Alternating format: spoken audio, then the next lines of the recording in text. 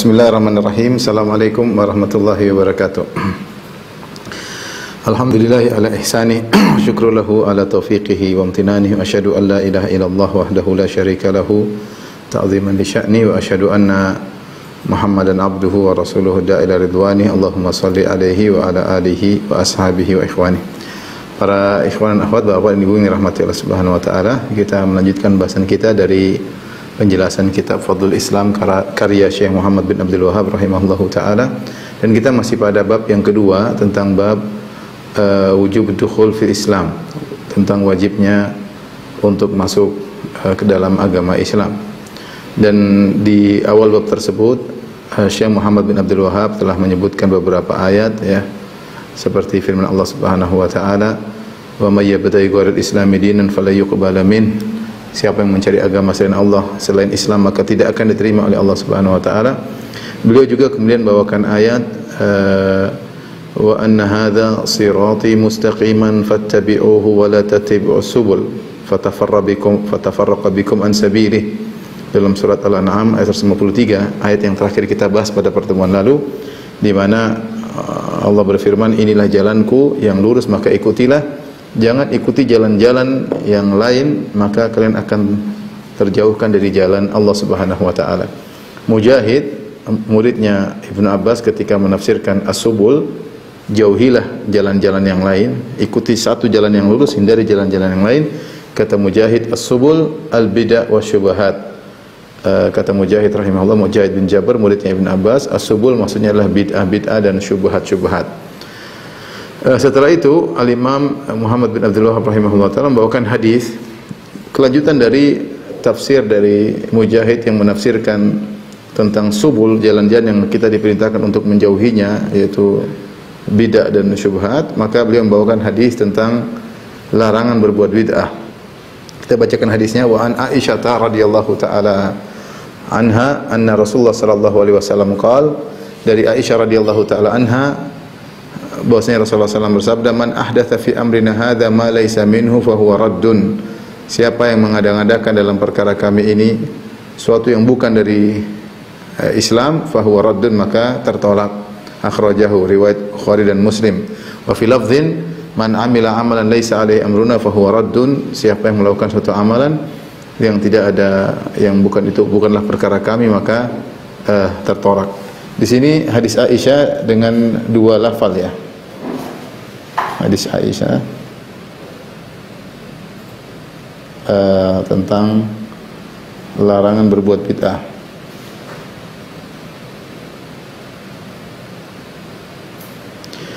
Hadis ini, sebelum kita jelaskan hadis ini, dimasukkan oleh Imam Nawawi rahimahullah dalam Al-Arba'in An-Nawawiyah, 42 hadis pilihan, yang 40 dari tersebut disebut dengan Jawami'ul Kalim, hadis-hadis yang ringkas namun padat maknanya. Seakan-akan ribuan hadis maknanya kembali kepada 42 hadis tersebut. Jadi adalah kesimpulan daripada Islam. 42 hadis yang dikumpulkan Imam Nawawi dalam Arba'in Nawawiyah adalah kesimpulan dari hukum-hukum Islam. Makanya siapa yang pelajari 42 hadis tersebut, dia akan memahami Islam secara global. Di antaranya hadis yang kelima yang dibawakan oleh Imam Nawawi adalah hadis ini. Ya, man ahdatsa fi amrina hadza ma laysa minhu fa huwa rad. Siapa yang mengadakan suatu perkara baru dalam agama, maka tertolak. Sampai ada yang mengatakan hadis ini, hadis Aisyah ini adalah sepertiga agama, ya. Ada yang mengatakan sepertiga agama. Hadis ini tadi kita sebutkan termasuk intisari agama. Bahkan ada yang mengatakan sepertiga agama, karena agama dibangun di atas 3 hadis. Ya, agama dibangun 3 hadis, ya. Yang pertama adalah hadis innamal a'malu binniyat, amalan tergantung niatnya. Tergantung niatnya, hadis Umar bin Khattab. Kemudian hadis yang kedua adalah hadis ini. Hadis yang kedua hadis Aisyah, hadis yang kita bahas, hadis Aisyah, larangan berbuat bid'ah. Dan yang ketiga adalah hadis Nu'man. Hadis Nu'man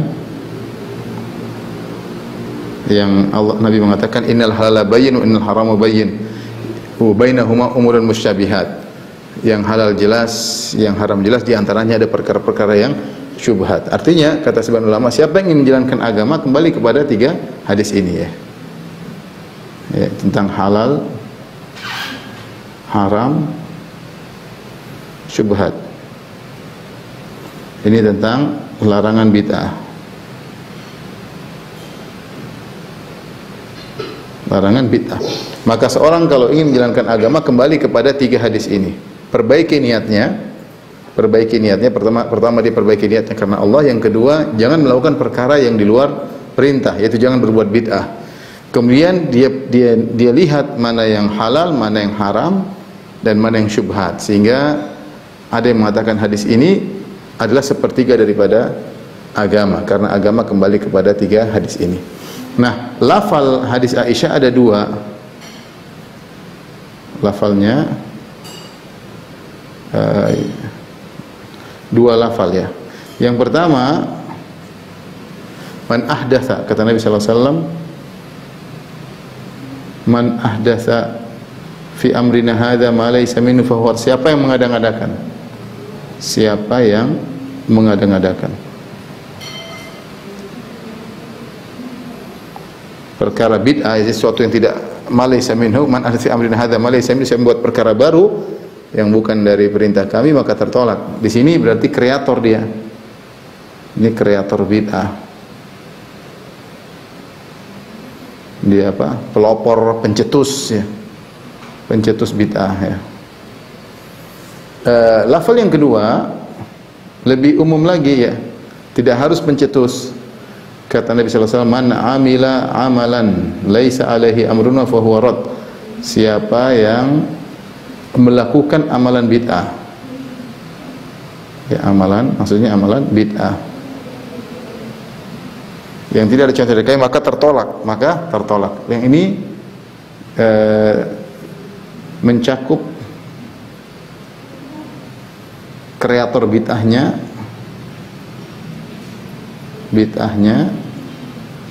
dan juga pengikutnya sehingga siapapun yang melakukan bid'ah maka tertolak. Apakah dia yang mengkrit bid'ah tersebut atau dia hanya sekedar ikut-ikutan? Maka dibawakan Syekh Muhammad bin Wahab rahimahullah ketika membawa hadis ini, ketika mengatakan bab wajib untuk masuk dalam Islam, maksudnya Islam yang murni, bukan Islam yang kau buat-buat sendiri. Islam yang dibawa oleh Nabi sallallahu alaihi wasallam, dijalankan oleh para sahabatnya, bukan Islam yang diada-adakan. Karena itu bukan Islam yang kita disuruh untuk masuk dalam Islam tersebut. Allah berfirman, udkhulu fis silmi kafah, masuklah dalam Islam secara totalitas. Maksudnya yang memang itu ajaran Islam, bukan yang diada-adakan ya. Tentunya kalau kita bahas tentang bid'ah, maka bid'ah sangat banyak ya. Pembahasannya tentu sangat banyak, tapi kita akan singgung sedikit tentang bid'ah. Ya. Coba Bin, dia kan.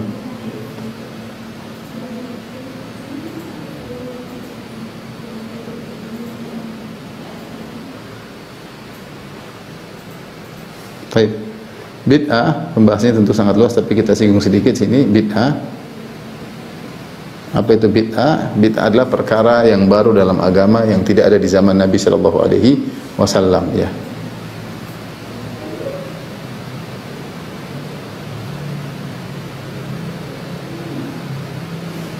Agama yang tidak dicontohkan oleh Nabi sallallahu alaihi wasallam dan para sahabatnya.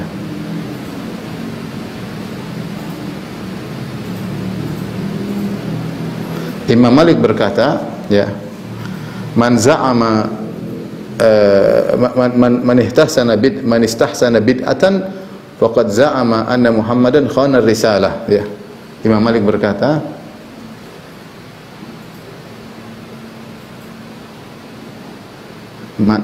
suatu kalimat yang indah, siapa yang memandang bid'ah itu baik, maka dia telah menuduh, faqad za'ama anna Muhammadan khana risalah, maka dia telah menuduh Muhammad telah mengkhianati risalah ya. Kenapa?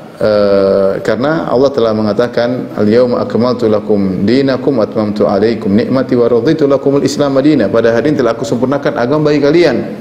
Apa yang dibawa oleh Muhammad itu sudah sempurna.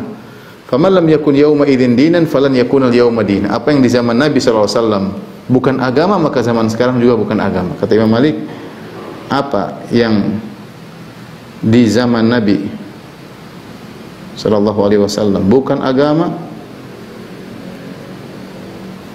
maka hari ini sekarang juga bukan agama.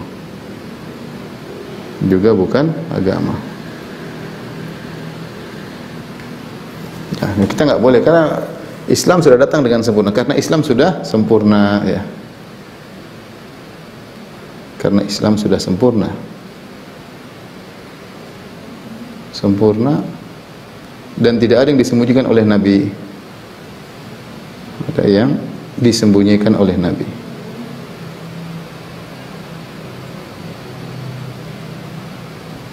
Sallallahu alaihi wasallam. Ada beberapa perkara yang dia perkara agama baru, tapi dia tidak terkait dengan perkara-perkara ritual, tapi dia terkait dengan perkara-perkara sarana. Ini sering saya sampaikan, ya. Nah, contoh seperti apa? Contoh seperti pembukuan Al-Quran, kodifikasi Al-Quran. Ya, dulu Al-Quran di zaman Nabi SAW belum dibukukan. Kenapa belum dibukukan? Karena tidak mungkin dibukukan. Kenapa tidak mungkin dibukukan? Pertama, karena ketika Nabi masih hidup, Al-Quran masih terus turun. Dan ketika turun, terkadang ayat diletakkan di bawah, di surat tertentu, di tengah-tengah surat tertentu. Ya, seperti di antara ayat-ayat yang terakhir turun, wattaqu yawman turja'una fihi ila Allah. Waspadalah kalian dengan hari di mana kalian akan dikembalikan kepada Allah. Itu adalah di antara dari surat Al-Baqarah, di tengah-tengah surat Al-Baqarah. Ya, bukan berarti setiap ayat langsung harus urutan kita sesuai dengan kejadian sejarah. Terkadang ayat tersebut diletakkan di tengah-tengah surat, sehingga kalau dituliskan harus ada perbaikan-perbaikan terus. Maka ketika itu belum dikumpulkan karena belum selesai turunnya Al-Quran. Kemudian yang kedua, ada nasikh dan mansukh. Ada ayat-ayat yang dihapuskan. Man nansakh min ayatin aw nunsiha na'ti bi khairin minha aw misliha. Ada ayat-ayat yang dulu dibaca, dimansukh dan dihilangkan, diganti dengan ayat yang lain. Sehingga di kodifikasi Al-Quran itu memang tidak bisa dikerjakan di zaman Nabi SAW. Nah, kapan Al-Quran selesai? Ketika Nabi sudah meninggal, sudah selesai. Tidak ada ayat lagi yang akan turun dan tidak ada lagi nasikh dan mansukh. Maka setelah itu, di zaman Abu Bakar ada yang punya ide untuk membukukan Al-Quran, namun itu dirasa berat oleh Abu Bakar. Abu Bakar merasa, bagaimana saya melakukan sesuatu yang tidak dikerjakan oleh Nabi. Itu pun padahal boleh, itu cuma sarana. Al-Quran dibukukan itu sarana, bukan ritual. Ritualnya kita baca Al-Quran. Di antara sarana membantu kita untuk baca Al-Quran, Al-Qurannya dikumpulkan. Itu pun para sahabat berat untuk melakukannya, karena tidak terjadi di zaman Nabi SAW. Nah, ini namanya maslahah mursalah. Sebagian orang menamakan dengan bid'ah hasanah. Bid'ah hasanah. Selama pembahasan bid'ah hasanah terkait dengan sarana, maka itu hanyalah sisi beda penamaan, ya. Contoh lagi misalnya seperti disebutkan oleh Al-Izz bin Abdissalam, contoh-contoh bid'ah hasanah seperti ilmu nahwu saraf. Ilmu nahwu saraf adalah ilmu yang tidak ada di zaman Nabi SAW. Tetapi dia hanyalah sarana untuk agar kita bisa belajar bahasa Arab. Nah, ilmu tersebut adalah bid'ah hasanah. Ya, di zaman Nabi tidak perlu. Kenapa? Para sahabat semua jago bahasa Arab. Ketika seorang semakin jauh dari zaman risalah, dari zaman kenabian, butuh ilmu yang agar bisa mengkokohkan bahasa Arab. Ilmu tersebut muncul belakangan, namanya ilmu nahwu dan ilmu saraf. Apa ini disebut? Kita sebut namanya maslahah mursalah. Itu kemaslahatan yang diperbolehkan. Ya, maslahah mursalah. Ya. Tidak pernah dibahas, tapi kita paham ini hanyalah sarana untuk suatu ritual agar kita bisa ngerti bahasa Arab. Dia bukan tujuan, tapi dia adalah sarana. Ya, sebagian orang menamakannya dengan bid'ah hasanah. Contoh lagi seperti pondok. Di zaman Nabi nggak ada pondok. Pondok tujuannya apa? Tujuannya agar bisa belajar agama. Belajar agamanya sudah ada di zaman Nabi. Cara untuk belajar agama zaman sekarang dengan dibuat pondok. Pondok adalah bid'ah hasanah menurut sebagian orang. Kalau kita tidak namakan bid'ah hasanah, kita mengatakan ini hanyalah masalah mursalah, hanyalah sarana untuk mencapai suatu yang disyariatkan. Adapun sesuatu yang syariat tersebut semua sepakat bahwasanya belajar agama, hafal Quran dituntut dalam syariat. Contohnya juga ilmu jarh wa ta'dil. Ilmu jarh wa ta'dil yang disebutkan, ini contoh semua disebut oleh Al-Izz bin Abdus Salam dalam kitabnya Qawaidul Ahkam fi Masalihil Anam. Contohnya ilmu jarh wa ta'dil. Ilmu jarh wa ta'dil adalah ilmu yang memeriksa para perawi, kredibilitas para perawi. Perawi ini berhak thiqah atau dhaif atau kadzab atau matruk, bagaimana kredibilitas sang perawi, apakah periwayatannya bisa diterima atau tidak, itu namanya ilmu al-jarh wa ta'dil, yaitu jarh artinya mencela sang perawi, at-ta'dil yaitu merekomendasi sang perawi, ya. Karena seorang perawi harus ada nilai dari para ulama, tidak semua orang boleh meriwayatkan hadis. Ilmu ini di zaman Nabi tidak ada. Kenapa tidak ada? Karena tidak perlu, para sahabat dengar langsung dari Nabi sallallahu alaihi wasallam. Para sahabat dengar langsung dari Nabi sallallahu alaihi wasallam. Ketika zaman semakin jauh dari Nabi, kemudian berita dari Nabi SAW melewati beberapa perawi, maka perlulah ilmu jarh wa ta'dil, ilmu untuk mengetahui hadis ini bisa diterima atau tidak, karena perawi-perawi tadi harus diperiksa. Namanya ilmu jarh wa ta'dil. Ilmu ini dia bukan secara bahasa, sebenarnya dia bukan secara syar'i, dia bukan bid'ah, tapi karena dia adalah suatu perkara dalam masalah agama yang baru ada, yang dulu tidak ada, maka sebagian ulama seperti ulama Syafi'iyah menamakannya sebagai bid'ah hasanah. Siapa di antaranya Ali bin Abdus Salam, diikuti oleh Nawawi, dan sebelumnya Imam Syafi'i. Mereka membuat istilah bid'ah hasanah. Bid'ah hasanah itu kalau kita lihat contoh-contohnya terkait dengan sarana, bukan tujuan, ya. Bukan tujuan, bukan bikin ibadah baru, bukan bikin akidah baru, bukan. Yang disebut oleh Ali bin Abdus Salam ketika mencontohkan bid'ah hasanah tadi bahas masalah sarana, bikin pondok, bikin jembatan, ilmu jarh wa ta'dil, ilmu nahwu dan saraf, ya. Misalnya kodifikasi Al-Quran, ini semua adalah sarana, ya. Dan itu kita tidak berselisih, entah mau dinamakan maslahat mursalah, menurut kita itu bukan bid'ah, kan itu adalah sekadar sarana. Menurut sebagian ulama menganggap itu sebagai bid'ah hasanah karena dia terkait dengan perkara agama yang datang setelah Nabi SAW. Tapi yang jadi masalah adalah membuat ritual baru yang tidak ada di zaman Nabi SAW, atau merubah suatu ibadah yang harusnya begini ditambah-tambahin, ya. Itu yang jadi masalah, ya. Taib. Sehingga kalau kita mau bagi bid'ah, ya, pembagian bid'ah,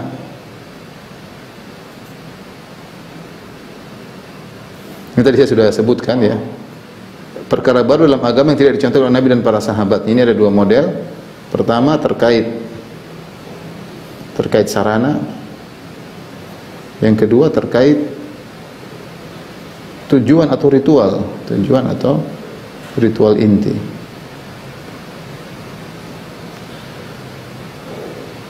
Nah, kalau yang terkait sarana, contoh apa?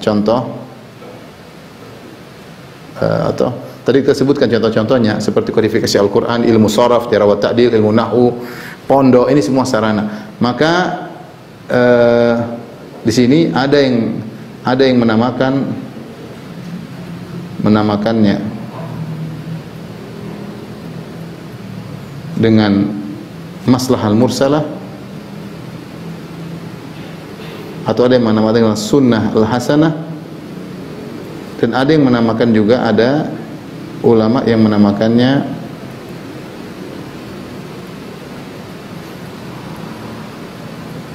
dengan al-bid'ah al-hasanah, ya. Ini intinya, terutama ini ulama Syafi'i yang menamakan bid'ah hasanah, seperti Al-Izz bin Abdus Salam, An-Nawawi, sebelumnya mereka semua adalah Imam Syafi'i rahimahullahu taala. Adapun menamakan sunnah al-maslahah al-mursalah sunnah hasanah seperti Asy-Syatibi rahimahullahu taala, kemudian demikian juga diikuti oleh atau Ibn Taimiyah rahimahullahu taala, ya, dan juga sebagian ulama, ya, yang lain. Tapi kita sepakat ini boleh, ini enggak ada masalah, terserah. Ini disepakati boleh. Ya, contohnya tadi kita sebutkan, ya, contohnya apa saja? Contoh membukukan Al-Quran. Contoh juga membukukan hadis, ya, atau mengkodifikasikan hadis, ya.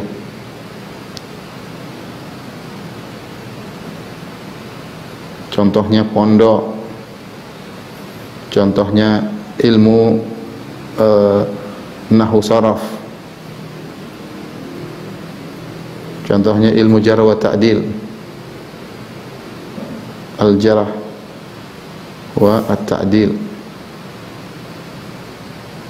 dan lain-lain ya. Kalau kita zaman sekarang mikrofon untuk azan. Apa sih ritual azan? Ritual azan adalah azan dengan suara yang keras. Karenanya ketika Abdullah bin Zaid bermimpi tentang azan, dia sampaikan kepada Nabi, maka Nabi bilang ini azan yang benar, dan Umar ternyata mimpi yang sama. Tapi bukan Abdullah bin Zaid yang disuruh azan, tapi Rasulullah mengatakan alqihi ala Bilal, wahai Abdullah bin Zaid, ajarkanlah kepada Bilal. Kenapa? Fa innahu anda sautan minka. Ya, karena dia suaranya lebih keras daripada engkau. Ya, oleh karenanya azan disyariatkan untuk dikeraskan suara ya. Ini ritualnya. Nah, sarananya bisa bermacam-macam. Dia bisa pakai mikrofon, bisa pakai toa, bisa pakai itu sekedar sarana ya, sekedar sarana. Ya sama seperti kita sekarang, kita taklim. Zaman Nabi sudah ada taklim. Ada Nabi mengajar, menyampaikan ayat-ayat, hadis-hadis. Sarana macam-macam, kita bisa pakai Zoom, bisa pakai YouTube, bisa pakai. Ini sekedar sarana, ini tidak jadi masalah. Kita tidak sedang membuat ritual baru. Yang jadi masalah, ini yang jadi problem di sini ketika terkait dengan ritual baru ya, ritual baru ya, seperti misalnya dicontohkan oleh Imam Nawawi rahimahullah, yang dicontohkan oleh Imam Nawawi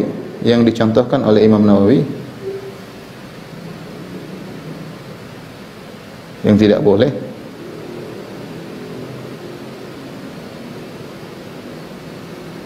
contohnya Imam Nawawi menyebutkan misalnya salat raghaib.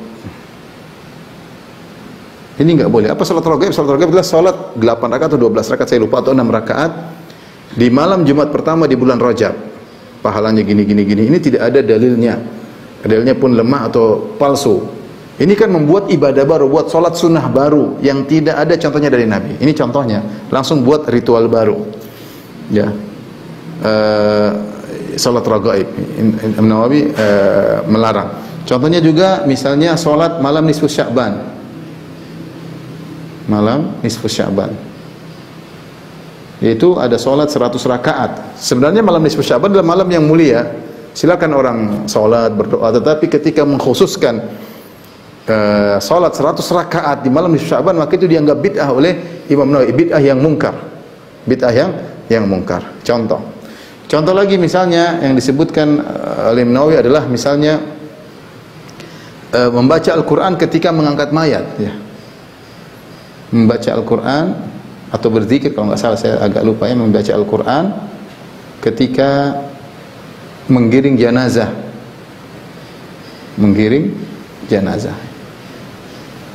Ya. Contoh lagi misalnya azan ketika sholat Id. Ini hal-hal semuanya baik ya. Sholat baik ya. Sholat baik. Sholat malam juga baik ya. Baca Al-Quran juga baik. Tapi kalau dibuat ngiringi jenazah maka dianggap bid'ah oleh Imam Nawawi ya. Azan ketika sholat Id, azan siapa yang bilang buruk? Azan baik, isinya tauhid, mengagungkan Allah. Tapi kalau azan sholat Id, bid'ah ya. Sholat raghaib juga, ini semua dikatakan oleh Imam Nawawi sebagai perkara-perkara yang bid'ah, perkara-perkara yang bid'ah. Nah, jadi kita tidak bicara tentang yang berkaitan dengan sarana. Kalau sarana oke lah. Seorang mengatakan, bukankah apakah naik haji dengan pesawat tidak boleh? Boleh. Ini orang nggak paham. Ini masalah sarana, bukan ritual. Yang kita bicara tentang ritual baru. Tidak boleh kita bikin ritual baru terkait dengan amalan, terkait dengan akidah, nggak boleh. Tidak boleh ya. Nah, bid'ah bisa dibagi menjadi dua ya. Ditinjau dari hal ini bid'ah. Bid'ah banyak klasifikasinya ya. Kita tulis di sini klasifikasi bid'ah.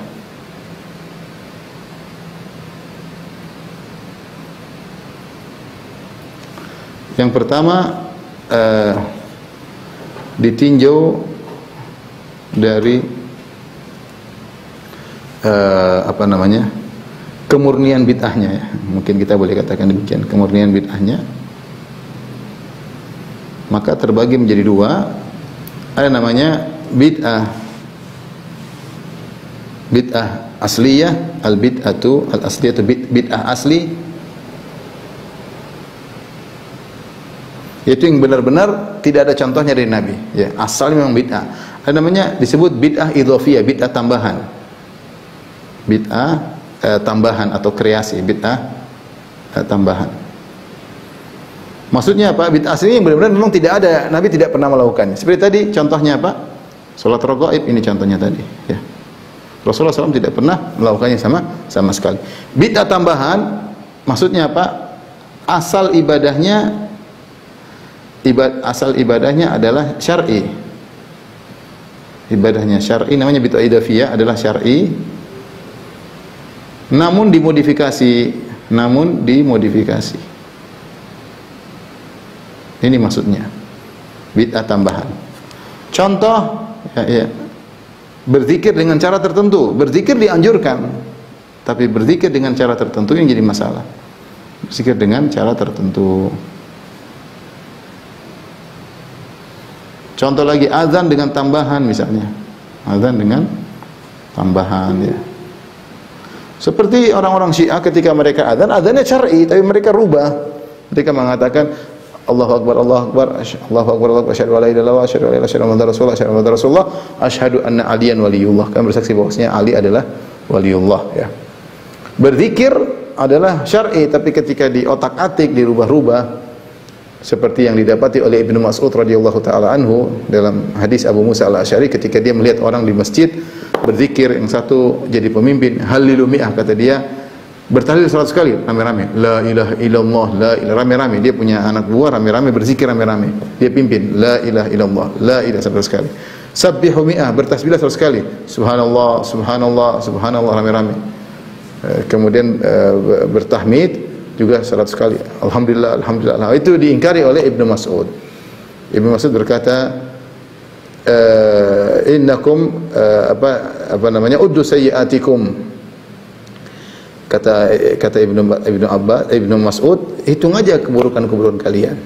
Kata mereka ketika ditegur oleh Ibnu Mas'ud, mereka mengatakan, ma nuridu illa khairan ya Abu Abdurrahman, wahai Ibnu Mas'ud, kami tidak melakukan ini kecuali kami ingin kebaikan. Artinya mereka punya ide kalau zikir di sini mungkin ngantuk, tapi kalau zikir rame-rame semangat, kemudian ada syiar rame, ya. Kata mereka, ma nuridu illa khairan, kami tidak menginginkan kecuali kebaikan. Kata Ibnu Mas'ud membantah mereka, wa kam min muridin lil khair lan yusibahu, betapa banyak orang yang ingin kebaikan tidak mendapatkannya karena dimodif. Harusnya zikir biasa-biasa tapi dimodif rame-rame, satu suara, paduan suara, maka diingkari oleh Ibnu Mas'ud, ya. Kemudian Ibnu Mas'ud mengingkari, ya, ini lihat, hadhihi as-sahabah mutawaffirun, sahabat masih banyak. Lihatlah Nabi kalian, bahwasanya masih ada sisa-sisa peninggalan Nabi sallallahu alaihi wasallam. Kalian sudah seperti ini. Innakum laqad ji'tum bid'atin dzulma aw fuqtum ashabar Rasulillah sallallahu alaihi wasallam. Sungguhnya kalian telah mendatangkan bid'ah yang gelap, atau kalian telah mengungguli sahabat Nabi sallallahu alaihi wasallam. Ya, au muftatihu babidh dhalalah. Laqad fuqtum ashaban Nabi sallallahu alaihi wasallam aw muftatihu babidh dhalalah. Kalian telah mengungguli para sahabat. Para sahabat tidak beribadah seperti ini, atau kalian telah membuka pintu-pintu kesesatan. Ya. Jadi bid'ah yang asli ada, ya. Kemudian bid'ah tambahan itu ada, ya. Contoh, ini contoh, ya. Kemudian bid'ah ditinjau dari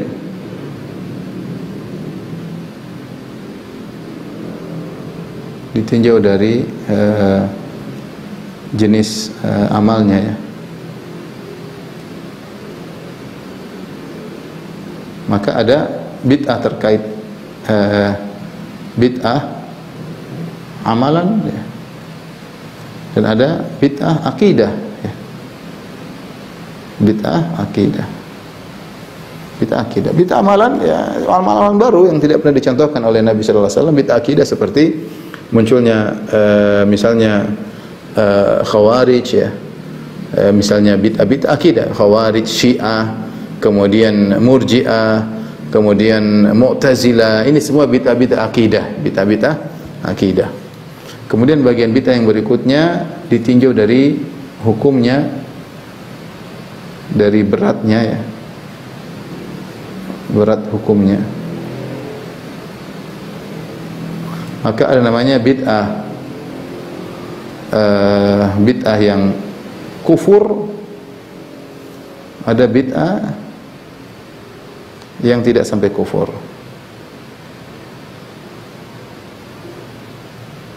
Bid'ah yang sampai kufur rata-rata bid'ah akidah, seperti wahdatul wujud. Ibnu Arabi menganggap Tuhan bersatu dengan Allah Subhanahu wa taala, Tuhan bersatu dengan makhluk. Atau bid'ah tentang syirik, minta kepada mayat-mayat dianggap ibadah, minta kepada mayat, minta kepada wali-wali dianggap ibadah, padahal itu adalah kesyirikan ya. Ini bid'ah qadariyah yang sampai qadariyatul gulat, qadariyah ekstrim, itu adalah bid'ah yang merupakan kekufuran. Dan bid'ah banyak yang tidak sampai pada bid'ah kekufuran ya. Ini sekedar untuk gambaran sederhana tentang bid'ah ya.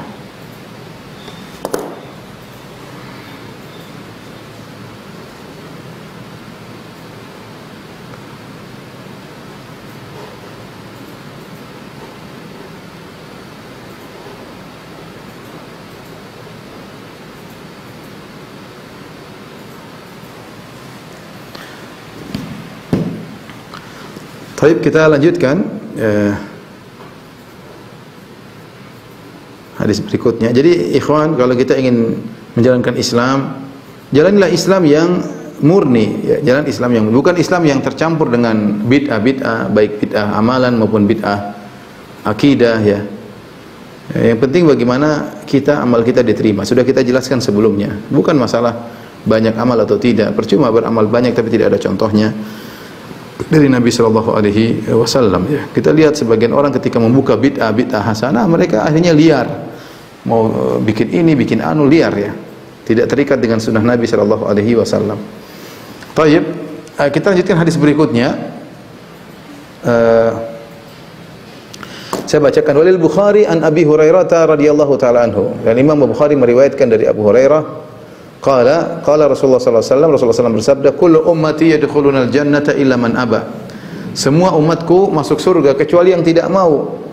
Qalu ya Rasulullah wa man ya'ba. Mereka bertanya para sahabat, ya Rasulullah, siapa yang tidak mau masuk surga? Kata Rasulullah SAW, qala man ata'ani dakhalal jannah. Siapa yang taat kepadaku masuk surga, wa man asani faqad aba. Siapa yang bermaksiat kepadaku maka dia telah enggan masuk surga. Ya. Hadis ini Rasulullah, saya ulang, Rasulullah SAW berkata, kullu ummati yadkhulunal jannah. Setiap umatku pasti masuk surga kecuali yang tidak mau. Illa man aba. Para sahabat heran, siapa yang tidak mau masuk surga? Aneh. Ya, semuanya ingin masuk surga, tapi Rasulullah SAW menjelaskan, yang mau masuk surga, man ata'ani dakhalal jannah. Yang taat kepadaku masuk surga, wa man asani faqad aba. Yang bermaksiat kepadaku, ya, pada hakikatnya dia tidak ingin masuk surga. Pada hakikatnya tidak ingin masuk surga. Hadis ini dibawakan oleh Imam Al-Bukhari dalam kitab Al-I'tisam bil Kitab wa Sunnah. Al-I'tisam bil Kitab wa Sunnah, ya, tentang berpegang teguh, yaitu di akhir-akhir kitab Sahih Bukhari, berpegang teguh dengan Al-Qur'an dan Sunnah. Untuk Imam Bukhari menjelaskan bahwasanya seorang harus berpegang teguh dengan sunnah Nabi sallallahu alaihi wasallam, harus taat kepada Nabi sallallahu alaihi wasallam, mendahulukan perkataan Nabi daripada segalanya. Siapapun yang menyelisih perkataan Nabi hendaknya dibuang, ya. Ya, harus dibuang, tidak boleh kalau sudah dengar perkataan Nabi kemudian kita bandingkan dengan perkataan ulama siapa, perkataan pemikir siapa. Hendak Nabi harus ditaati. Oleh karena dalam Al-Quran sebenarnya menyebutkan hampir 30 ayat, kurang lebih 30 ayat, di mana Allah menyuruh kita untuk taat kepada Nabi sallallahu alaihi wasallam. Seperti ya ayyuhalladzina amanu atiiullaha wa atiiur rasul. Taatlah kepada Allah, taatlah kepada Rasulullah. Demikian firman Allah Subhanahu wa taala, wa may yuti'illaha wa rasulahu faqad faza fawzan 'azima. Siapa yang taat kepada Allah dan Rasulnya, maka dia telah beruntung dengan keberuntungan yang besar. Seperti juga firman Allah Subhanahu wa taala, wa may yuti'ir rasula faqad ata Allah. Siapa yang taat kepada Rasulullah sungguh taat kepada Allah. Siapa yang taat kepada Rasulullah maka dia telah taat kepada Allah Subhanahu wa taala. Demikian juga Allah melarang, ya, seperti Allah berfirman, fala wa rabbika la yu'minuna hatta yuhaqqimuka fi ma shajara bainahum thumma la yajidu fi anfusihim harajan mimma qadaita wa yusallimu taslima. Demi Rabbmu, sungguhnya mereka tidak beriman sampai mereka menjadikan engkau hakim, wahai Muhammad, dalam segala urusan mereka yang mereka perselisihkan. Thumma la yajidu fi anfusihim harajan. Setelah mereka mendengar keputusanmu, mereka tidak gerundal sama sekali dalam hati mereka. Wa yusallimu taslima, dan mereka pasrah dengan keputusanmu. Ya. Allah juga berfirman, falyahdharil ladzina yukhalifuna an amri an tusibahum fitnah wa yusibahum adzabun alim. Waspadalah orang-orang yang menyelisihi perintah Nabi. Ya, mereka akan ditimpa dengan fitnah atau ditimpa dengan azab yang pedih. Jadi ayat yang menyuruh kita taat kepada Rasulullah SAW sekitar 30 ayat. Wa ma atakumur rasul fakhudhu, apa yang dibawakan oleh Nabi maka ambillah. Wa ma nahakum anhu fantahu. Ya, dan apa yang Rasulullah larang maka berhentilah, ya. Allah suruh datang dari Nabi, ambil apa yang dilarang oleh Nabi maka ditinggalkan. Dan ayat-ayat semakna ini banyak, ya. Jadi untuk menjalankan Islam mudah, tinggalkan bid'ah dan taat kepada Nabi SAW. Saya sering sampaikan, ya akhi, sunnah-sunnah Nabi sangat banyak. Kita mau jalankan semuanya kita nggak mampu. Ngapain kita mengerjakan suatu perkara-perkara yang tidak jelas? Yang sunnah Nabi saja sangat banyak, belum bisa kita kerjakan.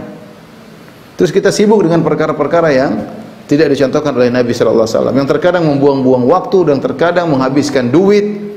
Sementara sunnah-sunnah Nabi masih banyak belum bisa kita kerjakan. Ya, makanya siapa yang sibuk dengan bid'ah maka dia akan meninggalkan sunnah. Orang yang melakukan bid'ah, sunnah dia akan tinggalkan. Ya, karena sunnahnya begini dia selisihi. Sunnahnya begini dia selisihi, ya. Nah, itu yang terjadi pada sebagian bid'ah. Dan subhanallah, di antara hal yang aneh kita lihat, sebagian orang begitu semangat melakukan bid'ah, bahkan bid'ah tersebut dijadikan barometer untuk wala dan bara, untuk loyalitas dan kecintaan dan kebencian, itu bid'ah tersebut dijadikan barometer. Sementara kalau untuk sunnah-sunnah yang jelas mereka tidak semangat. Sebagian orang seperti itu. Tapi sunnah-sunnah yang itu bid'ah seakan-akan harus semangatnya luar biasa. Jadi tolak ukur, benar atau tidak, kawan atau lawan, subhanallah, bid'ah padahal, ya, bid'ah padahal, ya. Sampai sebagian orang berani mengatakan suatu perkara yang tidak ada di zaman Nabi, dia katakan wajib sekarang. Zaman Nabi tidak ada, sekarang bisa jadi wajib, ya. Aneh, ya. Ya, mungkin listanya tidak mengatakan wajib, tapi sikapnya menunjukkan itu perkara yang wajib, ya. Oleh karenanya seorang waspada perkara-perkara yang bid'ah dia tinggalkan, ya. Yang jelas-jelas sunnah masih banyak. Meskipun orang melakukan banyak bid'ah, jangan ikut-ikutan. Kita bukan orang yang ikut-ikutan. Kita beragama dengan dalil Al-Quran dan Sunnah. Kalau nggak ada dalil Al-Quran, sudah nggak usah ikut. Ada dalilnya Al-Quran dan Sunnah, kerjakan. Kalau nggak, sudah selesai, nggak usah. Masih yang ada dalilnya masih banyak kok. Ngapain kita lakukan hal yang tidak spekulasi? Yang sudah jelas masih banyak. Ngapain spekulasi? Tapi intinya untuk menjalankan Islam yang benar, taat kepada Nabi, lakukan sunnah-sunnahnya dan tinggalkan perkara-perkara yang tidak dicontohkan oleh Rasulullah SAW. Tapi kita masuk pada hadis yang terakhir yang kita bahas pada kesempatan kali ini. Wa fi sahih an Ibni Abbasin, ya. Maksudnya dalam Sahih Bukhari, dalam kitab Diyat, ya. Dari Ibnu Abbas radhiyallahu anhuma, anna Nabi sallallahu alaihi wasallam qala, Rasulullah sallallahu bersabda, ya, perhatikan, ya. Saya bacakan di sini, kata Rasulullah sallallahu, abghadun nasi ila Allah thalatha. Kata Rasulullah sallallahu, abghadun nasi ila Allah thalatha. Orang yang paling dibenci Nabi, orang yang paling dibenci oleh Allah, 3 orang. Yang paling dibenci oleh Allah, dimurkai, dibenci oleh Allah,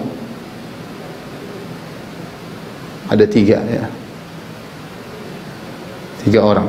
Siapa orang tersebut? Kemudian Rasulullah SAW menjelaskan, mulhidun fil haram. Yang pertama, nomor 1, mulhidun fil haram, yang berbuat zalim di tanah haram.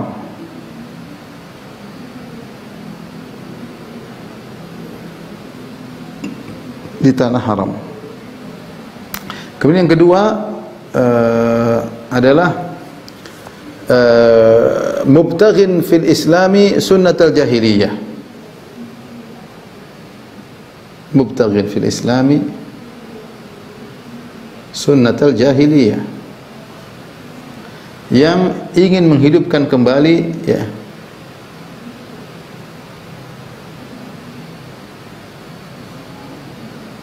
kembali dalam Islam sunnah-sunnah, tradisi-tradisi jahiliyah. jahiliyah. Dibenci oleh Allah Subhanahu wa taala. Nomor 2. Nomor 3 adalah muttalibu dami imri'in muslim bi ghairi haqqin. Muttalibu dami imri'in muslim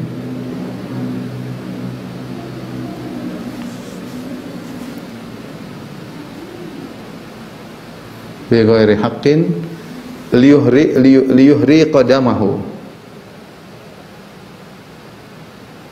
Maksudnya apa? Maksudnya adalah menuntut darah seorang muslim tanpa hak.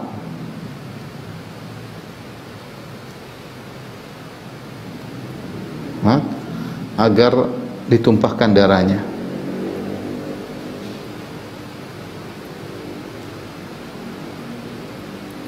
Baik, kita kembali pada hadis riwayat Imam Bukhari. 3 perkara. Pertama, hadis dibuka dengan sabda Nabi SAW, abghadun nas, orang yang paling dibenci oleh Allah. Orang bahaya dengar hadis ini. Ini orang-orang paling dibenci. Ada orang dibenci, ini paling dibenci 3 orang. Bukan kebencian bertingkat-tingkat. Dan kita tahu Allah punya sifat mencintai dan Allah juga punya sifat membenci. Sifat benci dalam Al-Quran banyak. Allah mengatakan misalnya, wallahu yuhibbus sabirin, Allah mencintai orang yang sabar. Innallaha yuhibbut tawwabina wa yuhibbul mutatahhirin. Allah suka dengan orang yang bertobat dan Allah suka dengan orang-orang yang bersuci. Wallahu yuhibbul muhsinin. Allah mencintai orang-orang yang berbuat ihsan. Jadi Allah mencintai. Lawan mencintai membenci. Dalam Al-Qur'an juga ada Allah membenci seperti firman Allah Subhanahu wa taala, ya ayyuhalladzina amanu lima taquluna ma la taf'alun kabura maqatan indallah. Wahai orang beriman, kenapa kalian mengucapkan apa yang tidak kalian kerjakan? Sungguh besar kemurkaan Allah kepada kalian, ya. Dan dalam hadis juga banyak Allah membenci banyak, ya. Ada orang yang Allah benci, ada tempat yang Allah benci, ya, dan ada perbuatan yang Allah benci, ada. Jadi Allah memiliki sifat benci. Dan kita Ahlus Sunnah wal Jamaah meyakini itu sifat Allah Subhanahu wa taala, sifat fi'liyah. Allah bisa mencintai dan Allah bisa membenci. Yang dibenci bisa orangnya, bisa suatu tempat maksiat, bisa jadi perbuatan. Nah, di antara orang-orang yang dibenci, bahkan yang paling dibenci, abghadu an-nasi ilallah, yang paling dibenci. Ketika mendengar Rasulullah SAW mengatakan demikian, makanya kita waspada jangan sampai terjerumus dalam seperti 3 orang ini yang sangat dibenci oleh Allah. Abghadu an-nasi ilal salasa. Orang yang paling dibenci ilallah, 3 orang yang paling dibenci oleh Allah. Yang pertama, mulhidun fil haram, yang melakukan ilhad di tanah haram. Tanah haram di sini ada yang mengatakan mencakup tanah Mekah dan tanah Madinah. Tanah Mekah al-Haramul Makki dan Madinah al-Haramul Madani. Dua-duanya tanah haram. Kata Nabi Muhammad SAW, inna Ibrahim harrama Makkata, ya. Wa inni haramtul Madinah kama harrama Ibrahim Makkata. Sungguhnya Ibrahim telah mengharamkan tanah Mekah, itu dengan izin Allah tentunya. Dan aku mengharamkan tanah Madinah sebagaimana Ibrahim mengharamkan tanah Mekah. Maka berlakulah hukum-hukum tanah Mekah haram dan tanah Mekah Madinah. Tanah haram cuma 2. Adapun Masjidil Aqsa bukan tanah haram. Apalagi Karbala, lebih lagi bukan tanah haram. Sementara orang Syiah menganggap Karbala lebih afdal daripada Mekah. Lebih afdal daripada Mekah. Makanya ziarah di kuburan Husain di tanah Karbala seperti 20 kali haji, kata orang-orang Syiah. Dan tidak boleh juga seorang mengatakan Salithul Haramain, Masjid Aqsa adalah tanah haram yang ketiga. Itu juga ungkapan yang salah. Tanah haram cuma 2, Mekah dan Madinah. Mekah lebih spesifik lagi. Datang ayat secara khusus dalam surat Al-Hajj, wa man yurid fihi bi ilhadin bi dzulmin nudzikhu min adzabin alim. Siapa yang ingin berbuat ilhad di tanah haram Mekah, kami akan berikan dia azab yang pedih, mengerikan. Sampai sebagian salah berpendapat, seorang baru niat saja, meskipun dia di Son'a di Yaman, dia punya niat untuk melakukan keburukan di kota Mekah, sudah dicatat dosa. Baru niat sudah dicatat dosa, belum melakukan. Apalagi kalau melakukan. Karena Allah mengatakan, wa man yurid fihi bi ilhadin bi dzulmin. Siapa yang ingin melakukan kezaliman di tanah haram, maka kami berikan dia azab yang pedih. Oleh karenanya para ulama sepakat bahwasanya berbuat dosa di tanah haram maka dosanya semakin besar, ya. Ya. Dan pendapat yang kuat bahwasanya tidak dilipat gandakan, tapi kualitas siksaannya lebih besar. Ya. Dosa di tanah haram kualitas hukumannya lebih berat, ya, karena tanah haram tidak sama dengan tanah-tanah yang lainnya, tanah yang spesifik yang telah Allah pilih. Dan ilhad, mulhidun fil haram, melakukan ilhad dijelaskan oleh Al-Imam At-Tabari dalam tafsirnya. Khilaf para ulama tentang apa yang dimaksud dengan ilhad yang dilakukan di tanah haram. Ada yang mengatakan kesyirikan, ada yang mengatakan pembunuhan, ada yang dipilih oleh Ibnu Jarir At-Tabari berdasarkan perkataan para salaf, ilhad adalah semua maksiat. Siapa yang ingin melakukan maksiat di tanah haram, maka dia akan mendapatkan siksaan yang pedih, siksaan yang pedih. Tanah haram Madinah juga ada ancaman, ya. Kata Nabi SAW, Al-Madinatu haramun baini Thawr wa Air. Sungguhnya Madinah itu tanah haram antara Jabal Thawr yang ada di belakang Jabal Uhud dengan Jabal Air yang ada di dekat Dzulhulaifah, Bir Ali kata orang. Itulah tanah haram. Kemudian kata Nabi SAW, man ahdatha fiha hadathan aw awa fihi muhdithan fa alaihi la'natullah wal malaika wan nasi ajma'in la yaqbalullahu minhu sarfan wal adlan. Siapa yang melakukan hadath di kota Madinah, hadatsnya ada yang mengatakan bid'ah, ada yang mengatakan kesyirikan, ada yang mengatakan kezaliman, intinya dosa-dosa yang parah. Siapa yang melakukan perkara-perkara besar, dosa-dosa besar di tanah haram atau melindungi orang yang melakukan perbuatan tersebut, fa alaihi la'natullah, maka laknat Allah baginya, dan laknat malaikat dan seluruh laknat manusia untuknya. Allah tidak menerima darinya amalan wajib maupun amalan sunnah. Dan ini hukuman yang berat bagi orang yang melakukan pelanggaran di tanah haram, di Mekah maupun Madinah. Makanya saya ingatkan kepada orang-orang yang mungkin punya travel, hati-hati ya. Jangan sampai mereka mendolimi jemaah haji di tanah Mekah, mendolimi jemaah haji di tanah haram, menipu mereka, membodohi mereka, dan ini terjadi. Mumpung orang Indonesia pada nggak ngerti, kemudian dibodoh-bodohin, diambil hartanya. Waliyadzubillah ya. Seperti menjual kambing, ternyata tidak ada kambingnya, dan ini terjadi sering. Saya pernah ketemu seorang, dia mengeluh, dia bilang, Ustaz, saya tadi diajak melihat kambing kita akan dipotong, kita lagi nonton, tahu-tahu ada grup lain datang. Ternyata kita cuma disuruh nonton aja, ternyata itu kambingnya grup yang lain, kambing orang-orang luar waktu itu. Jadi penipuan seperti ini banyak, ini mengerikan. Berbuat kezaliman bahkan kepada tamu-tamu Allah Subhanahu wa taala. Makanya banyak di antara mereka yang kemudian memang jaya sesaat, kemudian di ujungnya hancur. Sebagian mereka seperti itu, jaya sesaat mungkin bertahun, kemudian akhirnya hancur di ujungnya. Kenapa? Karena mereka mendolimi tamu-tamu Allah. Mereka mendolimi tamu-tamu Allah, mendolimi jamaah haji, jamaah umrah. Maka waspada. Di tanah haram lagi mereka, bukan didolimi di Jakarta. Bukan didolimi di Jakarta, didoliminya di tanah haram di Mekah atau Madinah. Maka peringatan keras bagi kawan-kawan yang punya travel, itu bagus melayani tamu-tamu Allah, tapi pelayan yang baik kalau salah minta maaf, bukan untuk mendolimi para tamu-tamu Allah tersebut, karena bahaya. Yang kedua, yang juga sangat dibenci oleh Allah Subhanahu wa taala, mubtagin fil Islami sunnatul jahiliyah. Yang ingin melakukan, menghidupkan mulai tradisi jahiliyah. Apa tradisi jahiliyah? Tradisi jahiliyah semua yang menyelisih Islam, tapi tradisi jahiliyah. Ya, tradisi jahiliyah ya. Semua yang menyelisih Islam namanya tradisi jahiliyah. Apakah tradisi tersebut terkait dengan tradisi Yahudi, tradisi Nasrani, tradisi musyrikin Arab, tradisi orang-orang musyrik dari bangsa-bangsa terdahulu sebelum datangnya Islam? Itu semuanya tradisi jahiliyah, menyelisih Al-Quran dan Sunnah. Maka siapa yang mencari-cari ingin menghidupkan kembali tradisi ini sangat dimurkai oleh Allah Subhanahu wa taala.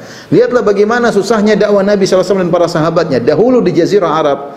Sebelum Nabi berdakwah, Allah murka dengan penduduk bumi. Dalam Sahih Muslim kata Nabi SAW, Innallaha maqata ala ahlil ardi Arabahum wa ajamahum. Ya, Allah murka kepada penghuni bumi yang Arab maupun non-Arab, illa baqaya min ahlul kitab, kecuali segelintir kecil dari ahlul kitab. Kenapa? Kerusakan terjadi di Jazirah Arab, di Mekah. Jahiliyah, ya jahiliyah, perkelahian antar suku, pembunuhan, anak-anak perempuan dikuburkan, kesyirikan, menyembah berhala, hewan-hewan dikeramatkan, perdukunan, ya, kemudian jimat-jimat tersebar, ya, tatoyur, pamali-pamali tersebar, ya. Subhanallah, berbagai macam model kesyirikan ada di perzinahan, terbukanya aurat, ya. Terjadi di Mekah, semuanya jahiliyah, tradisi jahiliyah. Kemudian Nabi berdakwah dengan beratnya berdakwah sampai diusir dari Mekah sampai ke Madinah, kemudian balik lagi ke Mekah dalam Fatu Makkah. Sampai Nabi berhaji di Mekah. Ketika Nabi berhaji Mekah setelah berapa tahun?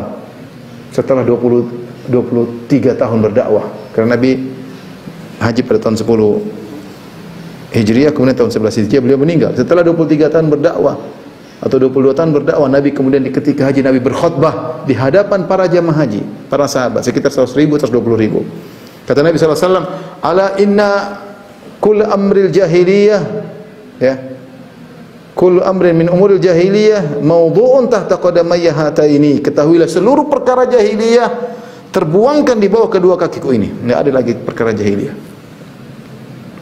Kemudian tersebarlah Islam, tersebarlah akhlak, tersebarlah rasa malu di antara para wanita.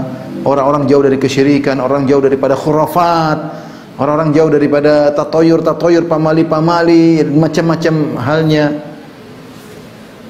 Jahiliyah pun hilang di zaman Nabi sallallahu alaihi wasallam. Islam cahaya. Minadz zulumati ila nur. Allah keluarkan dengan Nabi Muhammad sallallahu alaihi wasallam manusia dari kegelapan menuju terang benderang. Setelah Islam tersebar, kemudian ada orang-orang mulai musik-musik, pingin nebarkan kembali tradisi jahiliyah, dihidupkan kembali. Tradisi kesyirikan, tradisi buka aurat, mau dihidupkan kembali di negeri Islam. Ini orang sangat dimurkai oleh Allah Subhanahu wa taala. Sangat dibenci oleh orang seperti ini. Dengan alasan ini tradisi nenek moyang kek, dengan alasan ini adalah sumber pariwisata kek, ini semua ingin menghidupkan kembali kesyirikan, khurafat-khurafat ingin dihidupkan lagi. Pencari tradisi jahiliyah untuk dihidupkan di tengah kaum muslimin, ini orang paling dibenci oleh Allah Subhanahu wa taala. Jadi boleh ketawa-ketawa, sekarang nanti dibenci oleh Allah. Nabi yang bilang dalam Sahih Bukhari, mubtaghin fil islami sunnatal jahiliyah, ingin menghidupkan kembali sunnah jahiliyah. Waliyadzubillah. Kemudian yang ketiga, muttalibu dami imri'in muslim bi ghairi haqqin liyuhriqa damahu. Seorang yang mencari darah dengan mengada-ngada, ya, dia ingin agar tanpa hak, dia bikin inilah kebohongan, dah saksi palsu lah agar orang itu dibunuh. Intinya dia membunuh tanpa hak. Berbahaya. Di antara perkara kezaliman yang sangat besar adalah membunuh, menumpahkan darah orang yang tidak berhak untuk ditumpahkan darahnya. Tidak semua orang melakukan kemaksiatan harus ditumpahkan darahnya, enggak. Pencuri, taruhlah dia mencuri, dipotong tangannya, bukan dibunuh. Ya. Kemudian kita lihat di tanah air kita terkadang hal-hal yang aneh-aneh, gara-gara perkara kecil kemudian dibunuh. Terkadang ribut gara-gara bola sampai ada yang dibunuh. Waliyadzubillah, jahiliyah. Ya. Makanya awwalu ma yuqda bainan nas fid dima. Nabi SAW mengatakan perkara yang akan disidang oleh Allah pada hari kiamat masalah darah. Sampai dalam hadis disebutkan bagaimana al-maqtul ya'ti yaumal qiyamah muta'alliqan ra'sahu bi ihda yadayhi. Seorang yang terbunuh dengan kezaliman pada hari kiamat kelak, dia akan pegang kepalanya lepas dia pegang sampai bercucuran darah. Tangan satunya pegang pembunuhnya, dia mengatakan ya Rabbi hadza qad qatalani. Dia pegang mulutnya bicara ya Rabbku, ini orang telah membunuh saya. Kepalanya berlumuran darah. Sidang di hari kiamat kelak. Waliyadzubillah, ya. Seorang jangan sampai menumpahkan darah orang lain, ya. Dan terlalu banyak larangan tentang hal tersebut, ya. Tentunya bahasanya tersendiri. Tapi intinya inilah tiga orang yang sangat dibenci oleh Allah Subhanahu wa taala, dan ini semuanya merusak Islam. Yang poin paling penting ini yang merusak Islam murni, merusak kemurnian Islam.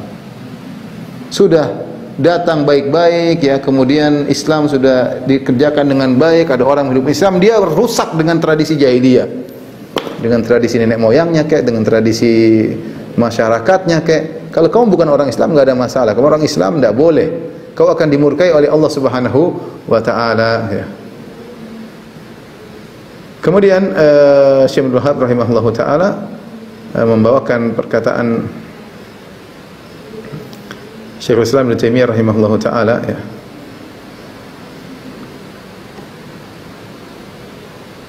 Qala Syekhul Islam Ibnu Taimiyah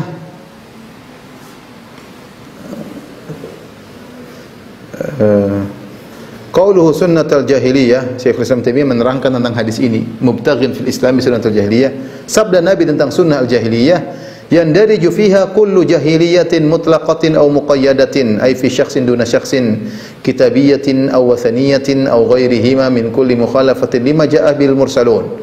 Yang dimaksud dengan sunnah jahiliyah adalah termasuk dalamnya seluruh perkara jahiliyah. Perkara jahiliyah yang mutlak, perkara jahiliyah itu ada dua, perkara yang mutlak dan ada yang muqayyad. Muqayyad itu artinya terikat pada sesuatu. Mutlak maksudnya perkara jahiliyah sebelum diutusnya Nabi SAW. Dahulu jahiliyah di mana-mana, semua kerusakan sebelum Nabi diutus. Tadi Allah murka kepada penghuni bumi. Adapun setelah Nabi diutus tidak ada perkara jahiliyah mutlak. Perkara jahiliyah cuma ada pada sebagian. Tidak ada semua orang jahiliyah, enggak. Karena selalu ada orang yang di atas kebenaran. La tazalu ta'ifatun min ummati dhahirin 'alal haqq. Kata Nabi SAW, akan senantiasa ada sekelompok dari umatku senantiasa di atas kebenaran, di atas kebenaran. Tidak ada jahiliyah mutlak. Tapi kalau jahiliyah yang terikat, terkhususkan kita bilang pada dirimu ada jahiliyah, orang per orang. Seperti Nabi pernah berkata kepada Abu Dzar, "Innaka mru'un fika jahiliyah." Wahai Abu Dzar, Abu Dzar sahabat Nabi SAW, pada dirimu ada perkara jahiliyah. Kenapa? Karena Abu Dzar mencela seorang dengan ibunya. Ayartahu bi ummihi, kata Nabi, apakah kau mencela dia dengan menyebut ibunya? Engkau menyebut ya ibna sauda, wahai anak wanita hitam. Mencela orang dengan mencela ibunya adalah sifat jahiliyah. Adalah sifat jahiliyah. Rasulullah tegur Abu Dzar, "Innaka mru'un fika jahiliyah." Pada dirimu ada perkara jahiliyah. Ini namanya perkara jahiliyah yang muqayyad, hanya seperti mungkin suatu tempat dalam masa tertentu ada jahiliyah di situ ya. Sebagian tempat jahiliyah. Kemudian situ orang berzina, situ macam-macam, kemudian datang dakwah, kemudian orang pun mengenal sunnah Nabi SAW, jahiliyah tersebut hilang. Tapi jahiliyah total itu enggak ada. Jahiliyah total itu ada sebelum diutusnya Nabi. Setelah ada Nabi, maka ada jahiliyah parsial. Entah pada suatu tempat tertentu, entah zaman tertentu, entah orang tertentu ya. Yang ada cuma jahiliyah parsial. Kemudian kata Nabi SAW, kata Ibn Taimiyah menjelaskan tentang sunnah jahiliyah. Jahiliyah yang dimaksud kitabiyah, wathaniyah. Apakah jahiliyahnya Yahudi Nasrani atau jahiliyahnya para penyembah berhala? Ya, penyembah berhala banyak ya. Tradisi-tradisi mereka itu jahiliyah semua. Au ghairihima, atau orang-orang terdahulu, musyrikin terdahulu atau musyrikin zaman sekarang. Min kulli mukhalafatin lima ja'il mursalun. Semua yang menyelisihi ajaran para rasul, maka itu jahiliyah. Itu adalah jahiliyah. Maka di antara hal yang bisa membuat Islam kita murni dan kokoh, kita harus mengenal perkara-perkara jahiliyah agar kita bisa hindari. Dan buku yang paling terbaik dalam masalah ini adalah buku yang ditulis oleh Syekh Muhammad Abdul Wahhab rahimahullah taala dalam judulnya Al-Masail Jahiliyah, tentang perkara-perkara tradisi jahiliyah. Dia kumpulkan ada 100 lebih tentang perkara jahiliyah. Kita kenali satu persatu agar kita tidak terjerumus dalam perkara jahiliyah ini, agar Islam kita semakin kokoh. Konsekuensi daripada Islam yang benar, Islam yang murni, sunnah yang benar adalah meninggalkan perkara jahiliyah ya. Perkara jahiliyah. Wallahu ta'ala alam bisawab. Ini bisa saya sampaikan kepada para jemaah. Kalau ada yang bertanya saya persilakan. Atas ilmu yang telah disampaikan. Selanjutnya kami ingatkan kembali untuk akhwat yang ingin bertanya mohon menuliskan melalui kolom chat sehingga bisa kami bacakan, dan bagi ibu yang ingin bertanya langsung raise hand. Pertanyaan pertama yang saya bacakan adalah, selamat malam Pak Ustadz, saya izin bertanya. Mohon maaf sebelumnya, saya seorang dengan kepercayaan masih naskami. Kebetulan ada teman yang mengajak saya untuk mengikuti kajian ini. Saya ingin bertanya yang pertama, mengapa Isa dianggap Nabi di dalam agama Muslim, sedangkan di Nasrani dianggap Tuhan? Mohon penjelasannya Ustaz. Lalu yang kedua, apakah benar bahwa Injil yang dipelajari oleh kaum Nasrani saat ini bukanlah Injil yang asli, melainkan sudah terjadi perubahan? Sedangkan di dalam Kristen sampai saat ini mempercayai bahwa Injil tidak pernah berubah. Allah Ta'ala bisawab. Yang pertama, Nabi Isa alaihissalam, Nabi yang sangat mulia, yang dikagumi oleh orang Islam ya, sampai betapa sering disebut dalam Al-Quran tentang Nabi Isa. Bahkan dipuji oleh Allah Subhanahu wa taala, disebutkan mukjizat-mukjizatnya. Bahkan ada mukjizat Nabi Isa yang tidak termaktub dalam Injil-Injil yang ada sekarang. Yang 4 Injil tersebut, Injil Matius, Injil Markus, Injil Lukas ya.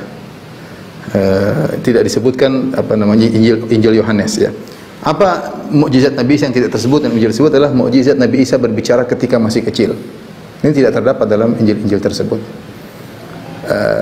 Kemudian bagaimana Islam mengagungkan ibundanya ya, sampai ada nama surat Maryam dalam Islam. Bagaimana cerita tentang Maryam, tentang kesolehannya, tentang menjaga kehormatannya ya. Sementara sebagian orang-orang Yahudi menuduh dia berzina sehingga Nabi Isa adalah anak zina Islam jelaskan itu semuanya ya. Jadi Nabi Isa alaihissalam dalam Islam adalah seorang nabi sebagaimana nabi-nabi yang lainnya. Seperti firman Allah Subhanahu wa taala, "Inna mathala Isa indallahi kamathali Adam." Perumpamaan Isa di sisi Allah seperti Adam, artinya Isa tidak lebih hebat daripada Adam. Kalau Isa alaihissalam nabi yang mulia diciptakan oleh Allah tanpa ayah, maka Adam kata Allah lebih hebat diciptakan tanpa ayah dan ibu ya. Makanya Allah mengatakan kamathali Adam, Nabi Isa dan Nabi Isa seperti Adam. Kemudian juga dalam ayat yang lain Allah menyebutkan ya bahwasanya Nabi Isa dan ibunya bukanlah Tuhan. Kana ya'kulani ta'am ya. Wa ummuhu siddiqah, kata Allah Subhanahu wa taala, dan ibundanya Maryam adalah wanita yang sangat jujur. Kana ya'kulani ta'am, keduanya makan makanan. Dan Tuhan tidak makan makanan. Ya, Allah kasih logika sederhana.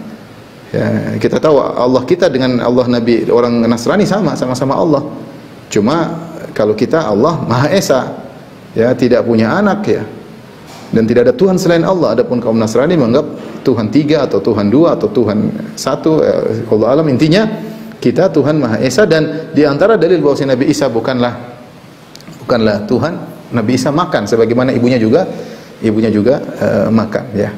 Ini semua menunjukkan bahwasanya Nabi Isa bukanlah Tuhan, dan dia sama seperti nabi-nabi yang lainnya. Dalam surat Maryam Nabi Isa mengatakan, "Inni Abdullah, aku adalah hamba Allah. Ataniyal kitaba wa ja'alani nabiyya."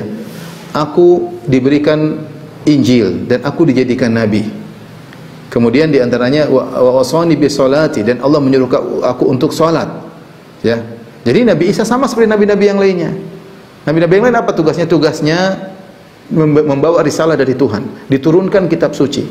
Kalau Nabi Isa itu Tuhan, dia tidak perlu diturunkan kitab suci, dia ngomong langsung dia Tuhan.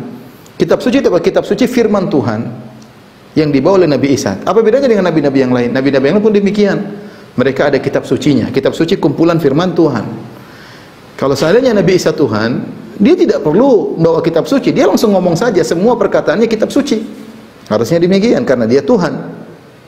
Tetapi ketika dia membawa kitab suci, tidak ada bedanya dia dengan nabi-nabi yang sebelumnya, sama-sama bawa kitab suci. Kemudian dia dilahirkan. Tuhan tidak dilahirkan. Tuhan, lalu Nabi Isa pernah bagaimana Tuhan pernah masuk dalam perut seorang wanita, kemudian makan dari perut wanita tersebut berbulan-bulan, kemudian keluar dari kemaluan sang wanita. Itu bukan ciri Tuhan, itu ciri manusia biasa ya.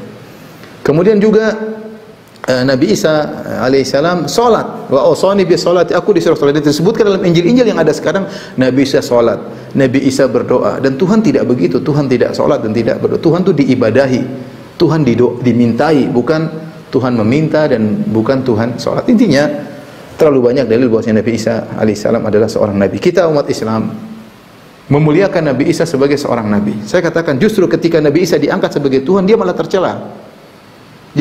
Kenapa tercela? Karena kedudukannya sebagai Tuhan tidak berjalan. Buktinya dia ditangkap, buktinya dia dibunuh menurut keyakinan orang Nasrani ya.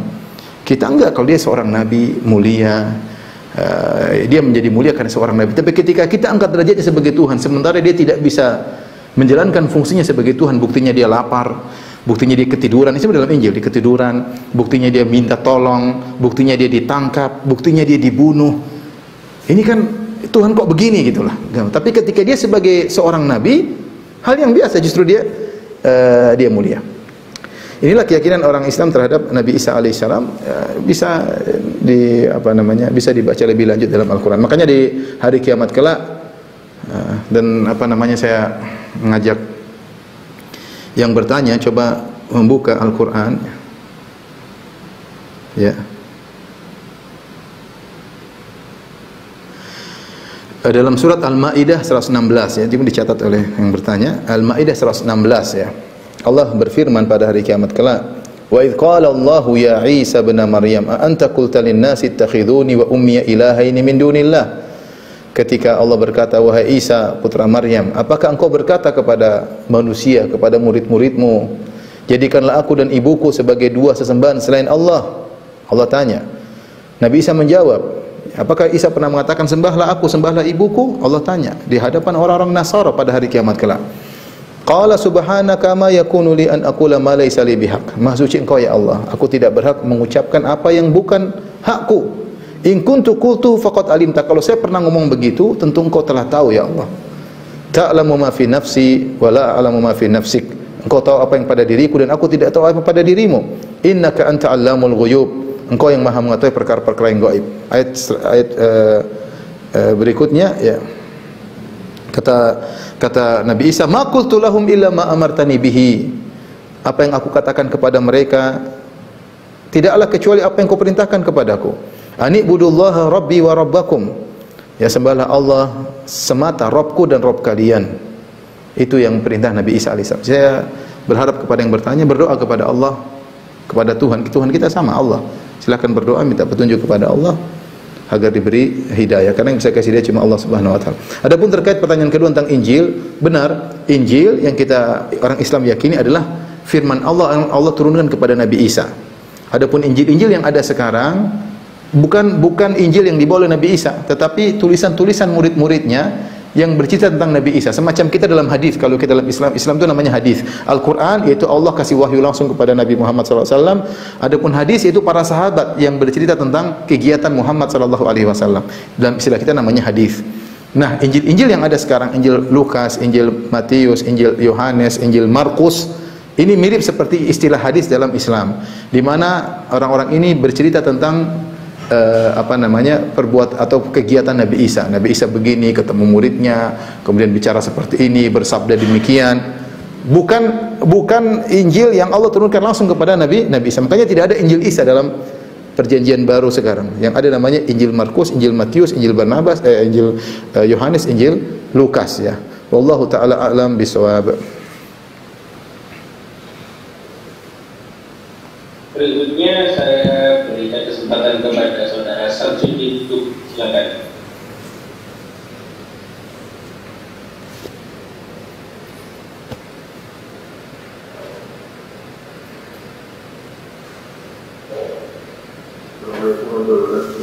Assalamualaikum warahmatullahi wabarakatuh. Saya ingin bertanya terkait bagaimana kita bermuamalah dengan keluarga isti'anah yang besar pengikut aliran besar. Dengan apa? Dengan apa? Keluarga besar isti'anah pengikut aliran besar, yaitu meyakini masih ada Nabi setelah Muhammad SAW. Jadi bagaimana cara kita bermuamalah dan bagaimana kebenaran mereka? Terima kasih. Assalamualaikum. Waalaikumsalam warahmatullahi wabarakatuh. Para ulama sepakat kalau ada yang mengaku ada Nabi, meyakini ada Nabi selain Nabi Muhammad SAW, maka dia telah keluar dari Islam. Muamalahnya sebagaimana orang-orang non-Muslim yang lainnya. Kita berusaha baik dengan mereka. Kalau bisa nasihati mereka, jelaskan bahwasanya tidak ada Nabi yang terakhir adalah Nabi Muhammad SAW. Kita harus belajar untuk menjelaskan kepada mereka, dakwahi mereka. Kasihan ya, mereka jauh daripada kebenaran. Tapi kalau muamalah biasa saja, nanti masalah terkait bolehkah menikah dengan wanita mereka, ini pembahasan tersendiri. Bolehkah memakan hasil sembelihan mereka, ini pembahasan tersendiri. Tetapi kalau bermuamalah ya kita biasa-biasa saja, berbuat baik. Yang jelas kita nasihati mereka. Kalau mereka mulai mendakwahkan, kita ingatkan ini ini aliran yang tidak benar dalam Islam. Ingatkan pada masyarakat, karena dalam Islam Nabi terakhir Nabi Muhammad SAW, Islam sudah sempurna. Ketika ada Nabi terakhir, Nabi selanjutnya setelah Nabi Muhammad SAW seperti Mirza Ghulam Ahmad yang kemudian dia punya kitab suci yang baru, ini repot, seperti seakan-akan Al-Quran tidak sempurna, seakan-akan membatalkan apa yang telah dibawa oleh Rasulullah SAW. Wallahu ta'ala alam bisawab.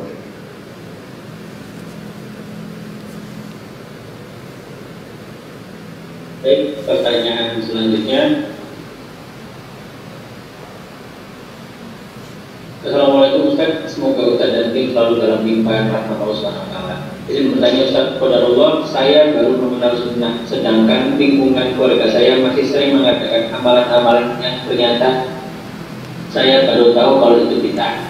Yang saya ingin tanyakan adalah, keluarga saya sering mengadakan syukuran bina, tempat kerja dan lain-lain. Kalau ada pencapaian yang diraih, bagaimana hukumnya Ustaz?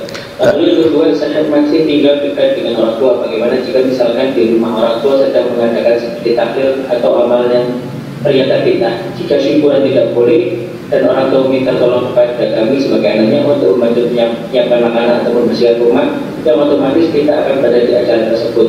Yang sebenarnya tidak mau. Bagaimana solusinya? Ustaz, apakah berdosa jika menolak membantu orang tua atau tidak usah membantu karena termasuk ke dalam tolong menolong dalam bid'ah? Jazakallahu khairan. Adapun yang pertama masalah syukuran perkara yang dibolehkan ya. Syukuran perkara yang dibolehkan ya. Bahkan dibahas oleh para fuqaha ya. Misalnya pindah rumah baru, bersyukur kepada Allah, mengundang orang makan, bentuk syukur kepada Allah enggak ada masalah. Kita bersyukur dengan banyak cara, di antaranya membagi makanan, di antaranya mengundang orang untuk makan ya. Di antaranya dengan berpuasa, di antaranya dengan mungkin ibadah tertentu, pingin umrah, pingin ibadah-ibadah yang lain, silakan. Di antaranya boleh dengan bersyukur, mengundang orang makan sebagai bentuk syukur. Kita memberi makan orang-orang, terutama orang miskin, kita undang ke rumah, kita ajak makan ya. Itu sangat baik. Jadi tidak jadi masalah apakah naik pangkat, apakah pindah rumah, tapi ini bukan suatu kewajiban tentunya, ini sekedar syukuran, ini dibolehkan. Adapun tahlilan yang maksudnya adalah acara walimah kematian, ini bertentangan dengan sunnah Nabi sallallahu alaihi wasallam. Nabi sallallahu alaihi wasallam menyunahkan kalau ada yang meninggal, kita malah mengirim makanan kepada tempat orang yang meninggal, bukan mereka yang buat makanan untuk menjamu orang-orang yang datang. Jadi mereka sudah terkena musibah, semakin susah. Ya, sebenarnya sudah kita bahas dalam pembahasan yang sangat panjang. Intinya kalau ada hal-hal yang tidak sesuai dengan sunnah atau menyelisih syariat, maka kita tidak mendukung sebisa mungkin. Kecuali lain halnya kalau dalam kondisi terpaksa, itu lain cerita. Kalau enggak, maka kita akan diinikan itu terpaksa, ada hukumnya tersendiri. Tapi kalau sebisa mungkin kita tidak mengikuti, maka itu yang terbaik. Demikian saja ikhwan dan akhwat yang rahmatillah subhanahu wa ta'ala, kajian yang saya sampaikan. Kurang lebih saya mohon maaf. Wabillahi taufiq wal hidayah. Assalamualaikum warahmatullahi wabarakatuh.